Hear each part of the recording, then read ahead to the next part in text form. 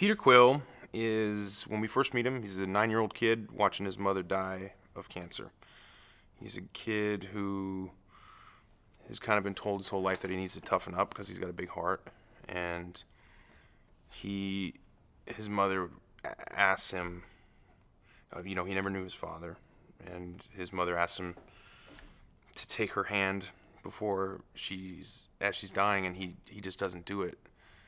And then immediately after, he's like sucked away into space and raised by Yondu, and so who also tells him that he has to toughen up, and so he's been living his whole life trying to pretend like he's tougher than he is, when in fact like he's sort of stunted at that moment of when his mother asked him to take his hand. He's like a kid at heart, but he gets free reign. He gets to do whatever he wants in space. He gets his own ship. He gets to eat whatever candy he wants. There's no rules, and so he enjoys that.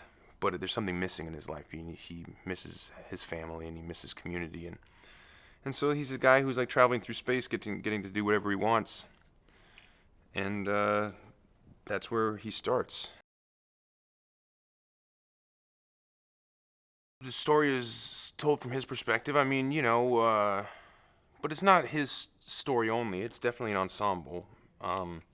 But you do get to see his origin, which is different than the other characters.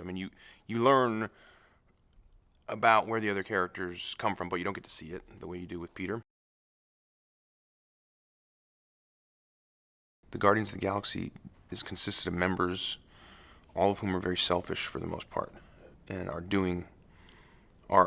when they come together, they all have these individual goals of what they want, and later on they realize, that they come together as a team, and they're what they want shifts, and they become one unit, and they want to, protect innocent people. Yeah, Ronan is a hardcore dude to be going up against, that's for sure. And Lee Pace is an exceptional actor. He's really great. It's awesome to watch him work. He's a Juilliard trained professional. Like, he's not faking it like I am. He knows exactly what he's doing. He's amazing to watch.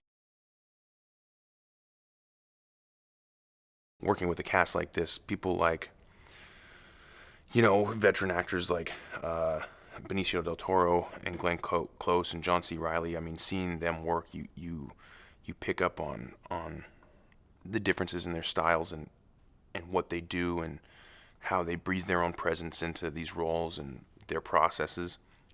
It's really amazing. I think Marvel is so lucky to have James on this project and in future projects. He was born to direct a Marvel movie. He's a huge fan of all the comic books. He understands the logic of all the comic books.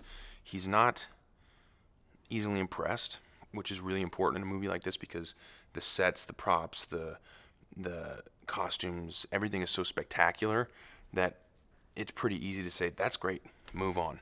I'll see a take and I'll look at it, I'll be like, that was awesome. He's like, no, here's what we need,